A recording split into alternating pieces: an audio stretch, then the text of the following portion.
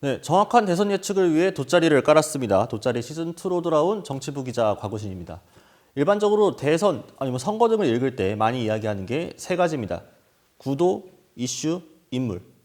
인물 사실상 정해져 있습니다. 윤석열이냐 아니면 이재명이냐 수권을 노리고 있는 후보는 둘로 지금 압축되어 있죠. 구도, 정권 교체냐 재창출이냐 지금까지의 여론은 어쨌든 재창출보다는 정권 교체 쪽에 조금 더 몰려 있습니다. 그리고 남은 건 이슈입니다. 이슈를 알아야 선거가 잡힙니다. 이번 주 이슈를 이해를 해야 지지율 변동과 함께 다음 지지율까지도 예측해 볼 수 있을 텐데요. 지난 한 주간 있었던 주요 이슈를 정리를 해드리도록 하겠습니다. 일단 가장 중요한 건 한 주 전체를 관통했던 키워드가 무엇이었나? 그건 바로 여야 모두 선대위였습니다. 이재명 선대위 그리고 윤석열 선대위 모두 선대위 개편 작업 때문에 여러 이야기들로 한 주를 꽉꽉 채웠었는데요. 일단 22일로 가보죠. 김종인 전 국민의힘 비상대책위원장의 합류가 무산되는 것처럼 보였습니다. 22일부터 국민의힘 선대위 구성이 계속되었던 갈등 줄다리기가 거의 정점으로 치닫고 있는 상황이었죠.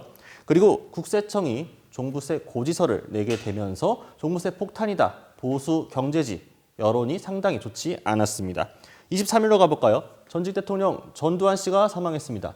전두환 씨 사망 이후로 가장 당황했던 건 사실 국민의힘이었죠. 왜냐하면 국민의힘은 전두환 씨와의 거리 두기가 생각보다 쉽지 않았기 때문입니다. 정당 차원의 논평 나오지 않았고요. 조문할까 말까 헷갈려 했죠. 윤석열 후보 같은 경우 조문을 처음에는 가야 하지 않겠느냐 이렇게 얘기를 했다가 3시간쯤 후 캠프를 통해서 조문 가지 않겠다 바꿨습니다. 이준석 대표 본인은 조문하지 않을 것이며 당 소속 사람들은 알아서 가든 말든 상관하지 않겠다 이렇게 이야기를 했고요. 당연히 민주당과 정의당 등은 날석에 비판했습니다. 그 외에도 윤석열 후보가 김종인 전 비대위원장을 그 양반이라고 지칭한 게 또 논란이 됐었죠. 24일 보겠습니다. 코로나19 일일 확진자 수가 4,000명대, 사상 최대를 기록했습니다. 코로나 이슈는 문재인 대통령, 이 정권의 국정 선호도하고도 연관이 되어 있기 때문에 계속해서 추이를 따라가야만 구할 수 있습니다. 만약 다음 대선 전에 코로나가 확실하게 잡히고 성과가 나온다면 여권의 반등도 노려볼 수 있겠죠. 여당의 주요 당직자가 총사퇴했습니다. 이재명 선대위가 모든 것을 바꾸겠다고 나서면서 소위 백의종군, 하방하는 이 사람들이 굉장히 많이 늘어났는데요. 이 실제 효과가 있을지까지는 조금 더 지켜봐야 될 것 같습니다. 그리고 이재명 후보 큰 절을 했습니다. 네, 정치권들 항상 밀 터지면 절 먼저 합니다. 이재명 후보 역시 예외는 아니었는데요. 그 절에 진정성을 느끼는 사람도 있을 것이고 쇼라고 보는 사람도 있을 것입니다. 그에 대한 판단은 이 독자들분께 맡겨드리고요. 김종인 전 비대위원장과 윤석열 후보가 이날 결국 만났습니다. 저녁 만찬을 함께 하면서 이야기를 나눴는데요. 다만 끝나고 나서의 뒷자리 이야기는 조금 미묘하게 달랐습니다. 김종인 전 위원장은 뭐 나는 할 말 다 했다. 더 이상 물러나지 않겠다. 이런 식으로 이야기를 했고요. 윤석열 후보 같은 경우에는 밖에서 도와주시기로 했다. 다만 선대위 관련 인선은 조금 더 총괄선대위원장 수락 여부는 지켜봐야겠다는 식으로 시간을 달라고 이야기를 했죠.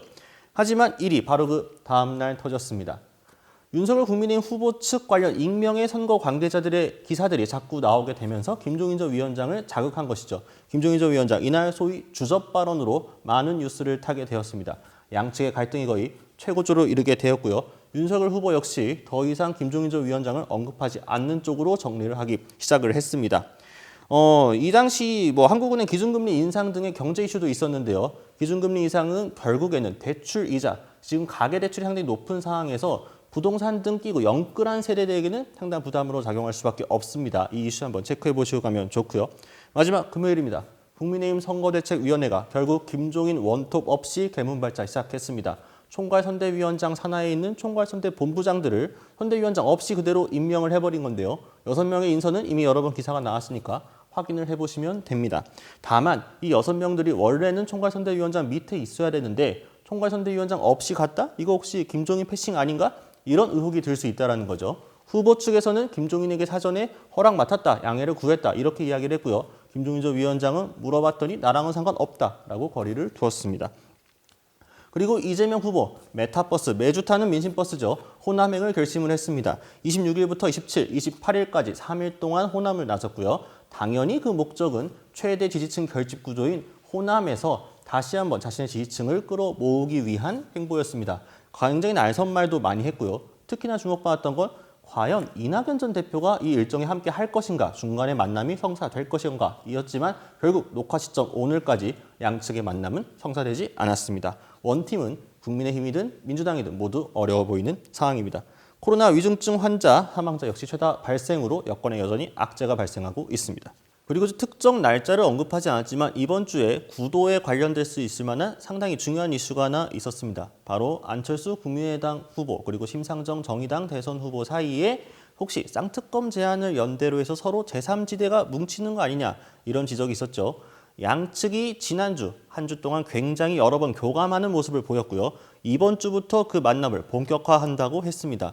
만약 심상정 안철수의 연대가 실질적으로 성과를 이루고 거기에 김동연 후보까지 합세하게 된다면 제3지대 그냥 두고만 볼 수는 없는 정도 수준으로 크게 될 겁니다. 이준석 대표가 국공합작이라고 지난주에 비난했던 거 기억하실 텐데요. 그냥 나온 말이 아니라 이게 실질적으로 가시화됐을 때를 경계한 발언으로 해석하는 게 맞을 것 같습니다. 지금까지 한 주간 뉴스 곽우신 기자였고요. 이 이슈들이 실제로 대선 주자들의 지지율에 어떤 영향을 미칠지 지금부터 돗자리 확장판에서 확인해 보시기 바랍니다.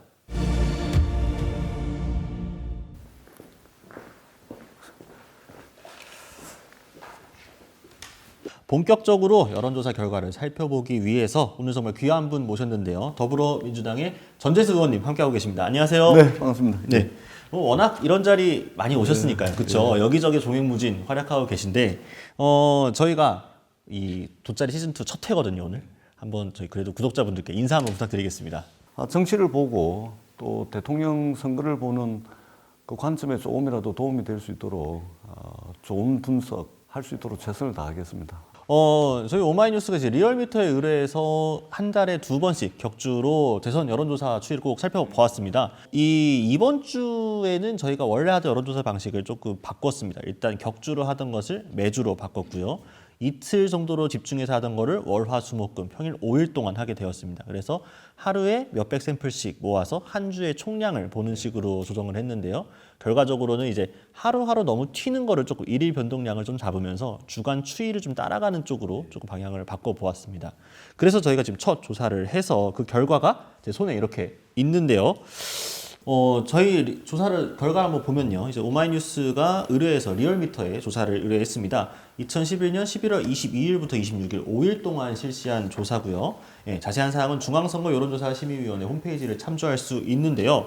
결과적으로 윤석열 후보 46.3%, 이재명 후보 36.9%, 안철수 후보 3.7%, 심상정 후보 3.3%가 나왔습니다. 윤석열 후보와 이재명 후보 9.4%포인트 차이인데요. 저희 오마이뉴스가 리얼미터에 의뢰한 조사, 직전 조사를 기준으로 보았을 때 윤석열 후보는 거의 변동 없이 횡보 상태였습니다. 0.1%포인트밖에 변하지 않았고요. 이재명 후보는 소폭 상승을 하면서 두 사람이 이전 조사에서 사실 두 자릿수 이상의 격차가 났었는데 한 자릿수로 줄어들기는 했습니다. 하지만 여전히 오차 범위 밖에서 윤석열 후보가 우위를 보이고 있습니다. 사실 아까 말씀 주신 거하고 거의 대동소이하게 나왔습니다. 결과 자체는. 그래도 숫자를 직접 확인해 보시니까 좀 어떠신가요?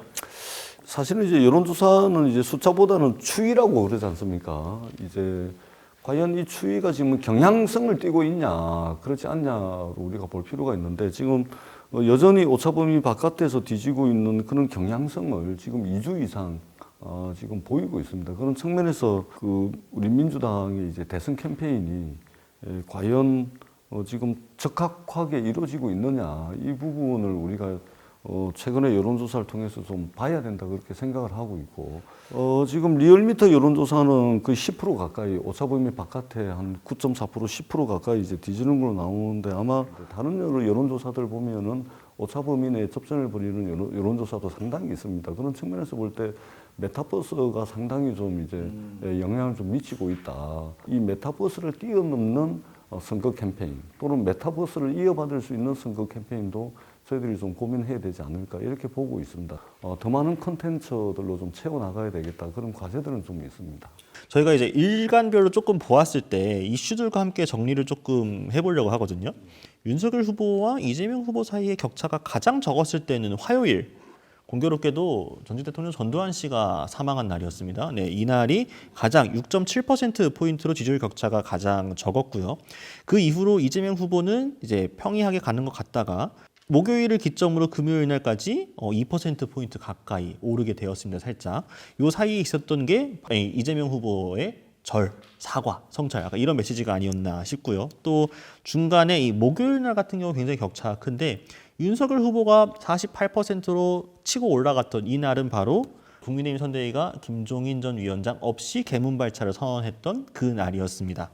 자, 저희가 봤을 때 이 정도가 이제 좀 주요한 변곡 포인트에서 이슈라고 볼 수 있을 것 같은데요. 결국 이제 큰절은 뭐냐면은 표를 좀 달라라는 표현을 가장 낮은 자세로 가장 간절하게 표현하는 방식이거든요.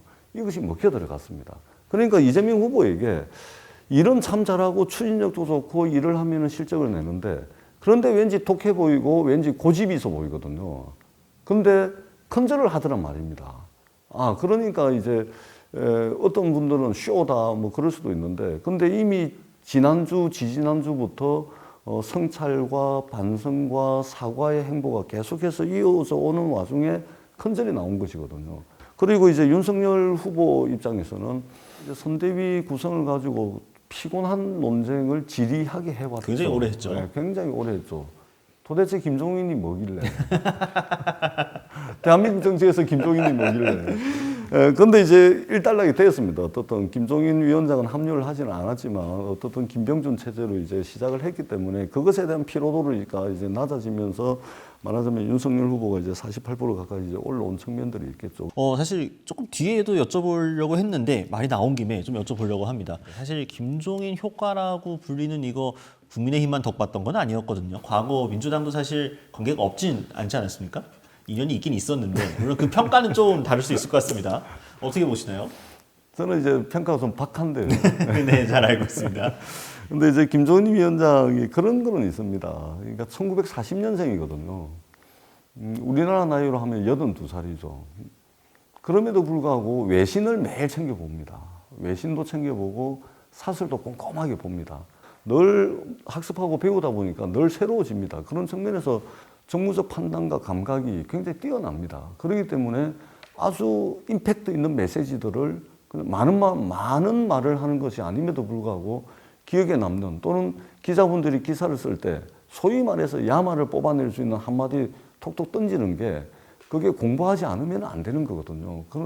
그런 이제 어떤 자세와 태도에 긍정적이고 좋은 부분이 있긴 하지만 저희들이 이제 2016년도에 겪어봤잖아요. 2016년도에 겪어봤는데 그렇게 국민의힘이 이렇게까지 난리를 쳐야 되는지 김종인 위원장 한 분을 가지고서 이렇게 해야 될 정도의 어떤 정치적 상징성과 어떤 파괴력이 있는지에 대해서는 굉장히 회의적입니다. 킹메이커라고 이야기를 하는데 네. 사실은 킹을 만들어 본 적이 저는 없다라고 평가를 하거든요. 될 만한 곳에 섰던 것이고, 그 다음에 2016년 민주당 총선은 이제 일정한 성과를 냈었는데, 그때도 예를 들면 제 지역구, 제가 이제 3번 떨어지고 4번째 만에 당선된 해가 2016년인데, 그 2016년 선거 때 이제 김종인 위원장이 부산에 제 지역구에 지원 유세를 오시겠다 그러더라고요. 근데 제가 이래 봐도 도움이 안 될 것 같고, 저래 봐도 도움이 안 될 것 같더라고요. 그래서 제가 못 오시게 했어요. 근데 저는 당선됐지 않습니까? 네. 그러니까 이제 그런 과정들이나 저희들이 옆에서 지켜본 바에 의하면 그렇게 정치적 상징성을 가지고 있고 어떤 정치적 함의를 가진 상징적 인물까지는 아니다. 이번에 이제 선거대책위원회를 구성하는 데 있어서 그야말로 밀당밖에 없었습니다. 이전에는 무슨 뭐 경제민주화니 뭐 이런 것도 있었는데 이번에는 그야말로 밀당밖에 없었어요. 그 밀당에다가 어떤 아젠다를 설정하고 그것을 주도하는 힘이 있었으면 이 밀당에서 이겼을 거예요. 근데 오로지 밀당만 있고 오로지 정치공학만 있다 보니까 결국은 이제 김병준 위원장이나 윤석열 후보에게 밀렸다 이렇게 볼 수가 있는 것이죠. 이런 평가에 대해서는 어떻게 생각해요? 사실 민주당 입장에서는 김종인 전 위원장이 국민의힘 총괄선대위원장이 안 된 게 다행인 거 아니냐. 사실은 김종인 위원장이 됐으면 오히려 조금 더 껄끄러울 수 있는데 안 돼가지고 오히려 김병준을 상대하는 게 더 나을 수도 있다. 이런 평가는 어떻게 보시나요? 사실은 경선이 끝나자마자 김종인에게 달려갑니다. 그리고 김종인을 선거대책위원장으로 영입하기 위해서 시간과 노력과 열정을 쏟아부었어요. 근데 그 김종인 위원장에게 그 정도 노력을 기울인 것에 10분의 1만이라도 홍준표와 유승민에게 공을 들였다면 사실은 민주당이 제일 힘든 겁니다. 힘든 오히려 거죠. 국민의힘이 더 그럼요. 원팀이 되는 게 더 힘들었을 그럼요. 것이다. 예. 근데 김종인한테 모든 에너지와 열정과 시간을 다 쏟아붓다 보니까 유승민, 홍준표는 전화해도 전화도 안 받아요. 오히려 거기에 투자해야 될 시간에 남은 10분의 1만이라도 홍준표와 유승민에게 했다면 단단한 원팀이 됐겠죠. 민주당이 더 힘들어질 수 있는 상황이었을 겁니다. 그러지 않으면 이준석을 원톱으로 세우든지. 근데 지금 당 바깥으로 쫓아가가지고 지금 3주 가까이 되는 시간을 다 허비를 해버렸거든요. 그러고 난 뒤에 선대위가 지금 출범을 했지 않습니까? 그것도 김병준 위원장 체제로. 근데 김병준 위원장은 뭐 이미 아시다시피 이미 검증이 다 된 분 아닙니까? 정책적으로도 검증이 된 사람입니다. 실패한 사람으로, 배신한 사람으로. 김병준 위원장으로 과연 무엇을 할 것인지. 여기는 김한길도 마찬가지입니다. 이미 정치인은 있잖아요. 자신의 시대가 있습니다. 자신의 시대가 있고 그 자신의 시대에 쏟아붓고 발산할 수 있는 에너지라는 게 있습니다. 근데 이미 자신의 시대는 끝났고 그 다음에 정치적 에너지를 다 소진한 것이죠. 아마 푸석푸석한 아마 잿더미 비슷한 것만 남아가지고 지금 저쪽으로 갔는데 과연 그분들을 통해서 무엇을 지향하는지 무엇을 국민들께 보여주려고 하는지 굉장히 불명확하죠. 사실 만약에 김종인 전 위원장이 다시 국민의힘과 합류할 만한 계기를 만들려면 그만큼 민주당이 잘해서 위기감을 줘야 되는 거 아닙니까, 국민의힘에? 그렇습니다.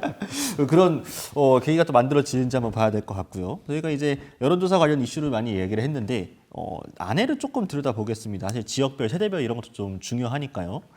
대구 경북 같은 경우에 윤석열 후보가 63.3대 이재명 후보 21.8 이렇게 나왔습니다. 부울경 49.1 대 21.8. 부울경에서는 윤석열 후보가 과반은 되지 않는 걸로 나왔고요. 서울도 격차가 좀 있습니다. 48.8 대 31.6. 주요하게 윤석열 후보가 우위를 차지하고 있는 지역들은 이렇게 보이고요.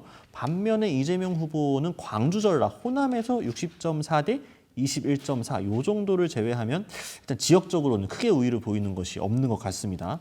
일단 지역구도 지금 마치 과거 선거에서 민주당 세력이 호남에 포위된 듯한 모양새 아니냐 이런 지적도 좀 나오거든요. 그러니까 이제 사실은 이제 1990년 1월 22일 날 3당 합당이 됩니다. 그 민자당, 거대 여당 민자당이 탄생을 하죠. 그리고 이 민자당의 3당 합당의 정치적 의미는 뭐냐면은 호남을 고립화시켜서 호남 고립 전략을 통해 가지고 이제 장기 집권을 획책했던 것이 이제 3당 합당이었거든요. 근데 지금 여론조사가 이제 호남이 고립되고 나머지 지역에서 이제 이재명 후보가 별다른 이제 의미 있는 이제 여론조사 결과를 이끌어내지 못하는 거지 않습니까? 그런 측면에서 이제 우려스럽다라는 말씀을 드리고, 그 다음에 이제 사실은 민주당이 서울 수도권에서 이기지 못하면 부산에서 민주당이 50%를 득표하더라도 어렵습니다, 기본적으로.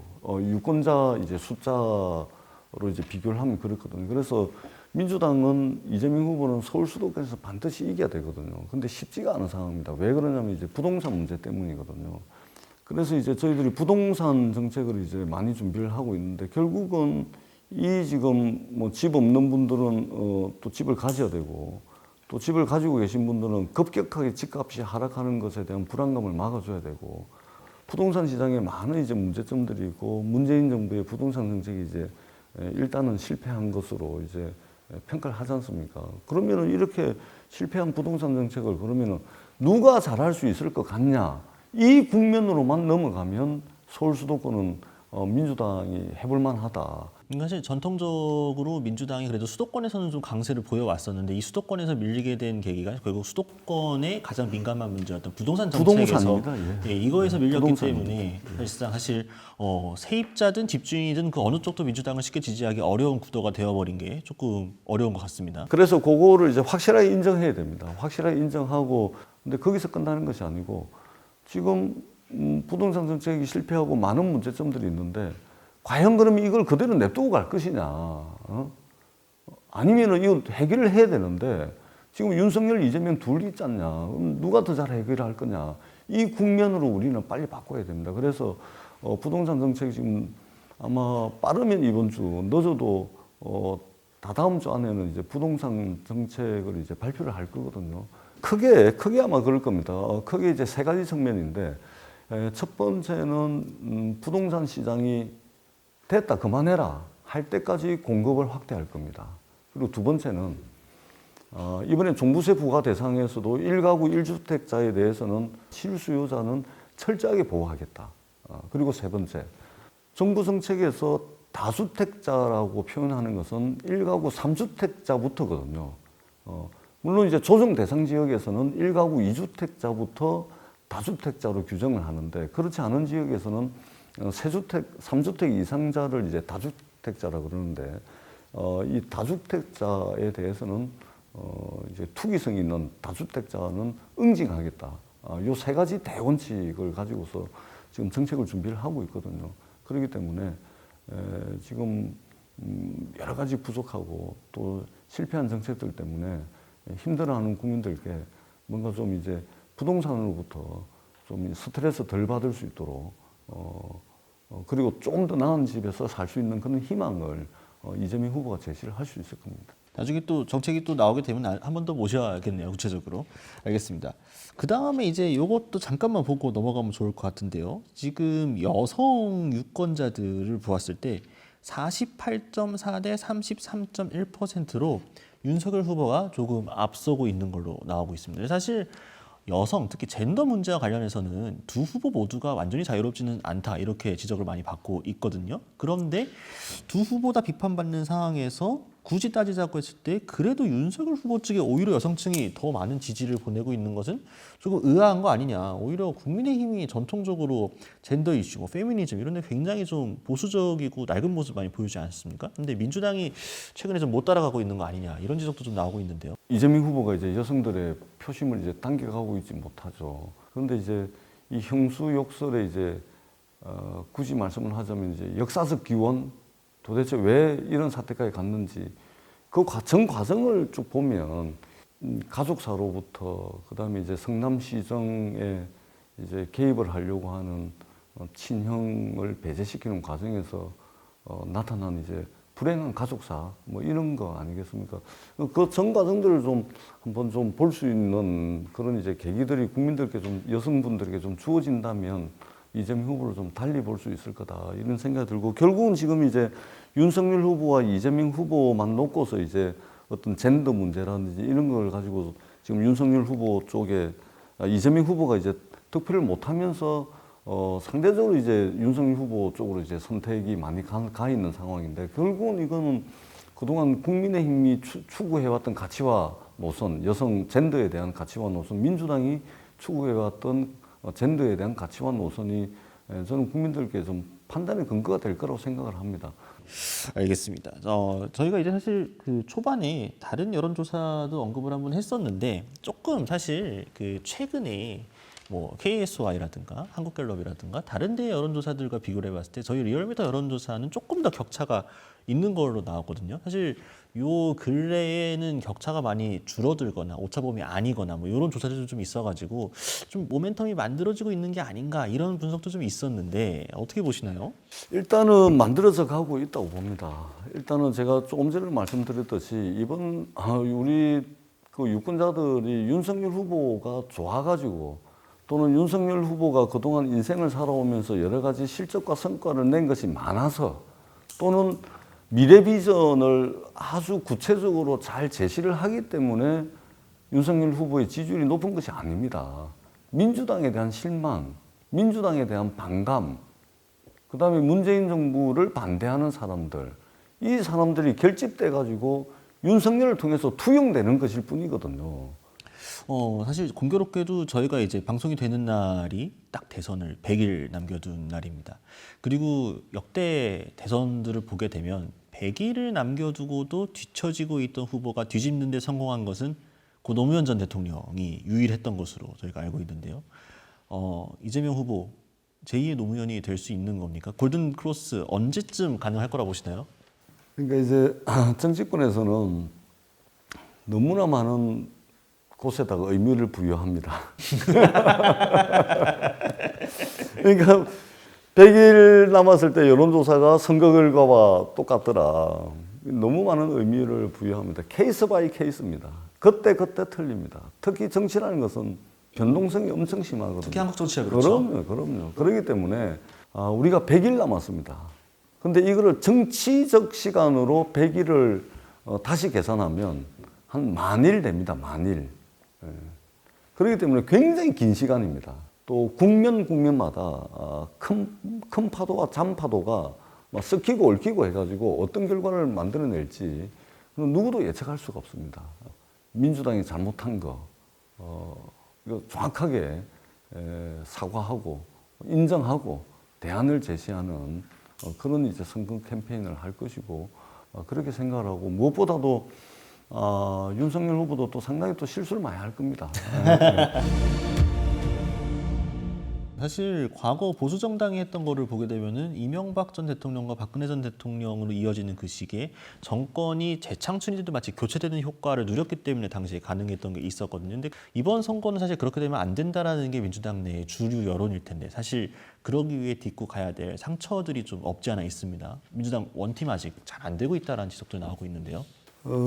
그동안은 이제 각 경쟁 캠프에서 치열한 경선을 치렀기 때문에 기계적 결합이라도 해야 되겠다 싶어서 이낙연 캠프의 종합상황실장을 선거대책위원회 종합상황실장으로 이런 식으로 기계적으로 결합을 해왔는데 그러다 보니까 올스톱이 돼버리는 그래서 저희가 한번 이제 위기를 맞았습니다. 근데 다행히 이제 신속하게 이제 기능을 재편하고 그 과정을 거치고 있는데 단순한 기계적 결합을 넘어서서 완전히 기능적으로 하나가 되는 그런 실질적 집행력을 담보한 원팀이 돼가고 있다. 이렇게 이제 평가를 할 수가 있고요. 저희가 이제 객관식 질문 넘어가기 전에 마지막으로 이제 개인적으로 궁금해서 여쭤보는 거 한 가지만 더 드리려고 하는데요. 많은 분들이 민주당 야당일 때가 낫다. 민주당 진보 맞냐? 이런 실망감은 어떻게 극복하실 계획이신가요? 민주당이 일부 기득권화된 측면이 있습니다. 분명히 있습니다. 예. 이런 부분들을 과연 얼마만큼 털어내느냐 이것이 이번 대선의 또 중요한 포인트라고 저는 생각을 합니다. 이재명 후보가 대한민국 대전환을 내걸었습니다. 그러면 대한민국 대전환 누가 합니까? 민주당이 하는 거 아닙니까? 그런데 이재명 후보가 대한민국 대전환을 내걸었으면 민주당은 응당 더불어민주당 대전환을 해야 되는 겁니다.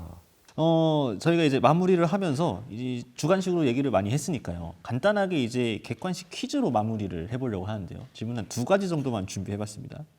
이번 주 윤석열 후보의 소폭 하락 혹은 횡보에 가장 영향을 준 것은 무엇일까요? 1번 김종인과 선대위, 2번 TV조선 1분 30초 침묵, 3번 본부장. 1번. 1번이라고 보십니까? 네, 김종인 전 위원장과 선대 결국 이 갈등이 윤석열 후보의 발목을 잡았었다. 네, 알겠습니다. 사실 방금 말씀하신 것처럼 윤석열 후보의 정치력을 사실은 시험해보는 예비 무대였다 이런 평가도 있으니까요. 다음은 이번 주 그럼 이재명 후보의 소폭 상승에 가장 영향을 준 것은 무엇인가? 1번 이재명의 민주당으로의 변화, 2번 메타버스, 3번 사과. 3번입니다. 네, 3번으로 아까 얘기해 주셨죠, 사실. 민주당이 그동안 많은 국민들의 기대와 소원을 가지고 있었음에도 불구하고 제대로 하지를 못했습니다. 해야 될 일 못했고 하지 말아야 될 일 엄청 많이 했습니다. 이것에 대한 분명한 사과, 국민들께 용서를 구하지 않고서는 한 발짝도 나아갈 수가 없습니다. 반성과 성찰과 사과 위에서 이재명 후보가 가지고 있는 정책적 우위, 이것이 이제 통할 수가 있는 것입니다. 저희가 이제 마무리를 하는 공식 질문은 또 따로 하나 있습니다. 저희 돗자리 아닙니까? 돗자리를 깔아드리는 거거든요. 돗자리 위에서 얼마나 맞추실지 모르겠는데 내년 3월 9일 대통령 선거 어떤 후보가 몇 %로 이길 거라고 생각하시나요? 이재명 후보가 3% 이길 겁니다. 3% 차이로. 네, 그렇습니다. 알겠습니다. 이 영상이 나중에 흑역사가 될지 아니면 성지순례를 받게 될지 내년 3월 9일에 알게 되겠네요. 노스트라 전. 알겠습니다. 전재수 의원님 오늘 너무 오랜 시간 동안 말씀 잘해주셔서 너무 감사드립니다. 다음에 한 번 더 모시겠습니다. 예, 고맙습니다. 고맙습니다.